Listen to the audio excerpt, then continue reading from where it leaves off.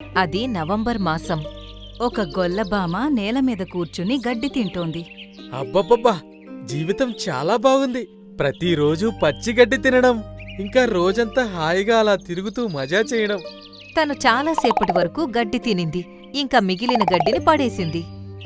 అప్పుడు ఒక పావురం తన దగ్గరకొచ్చి ఆగింది. అయ్యయ్యో, ఏం చేస్తున్నావు నువ్వు ఎంత గడ్డి తినగలవో అంతే తెంపాలి కదా. ఇప్పుడు మిగిలిపోయిన గడ్డి రాత్రి లోపల దానంతటా అది ఎండిపోతుంది కదా. గడ్డి దానంతటదే పెరిగింది. నువ్వేమైనా పెంచావా ఏంటి? నువ్వెందుకు అన్ని మాటలు అంటున్నావు? నేనెప్పుడూ ఇలానే చేస్తాను. అలా చెప్పి గొల్లభామ ఆకాశంలోకి ఎగిరిపోయింది. పెద్ద చెప్పడానికొచ్చాడు తెంగరదవా.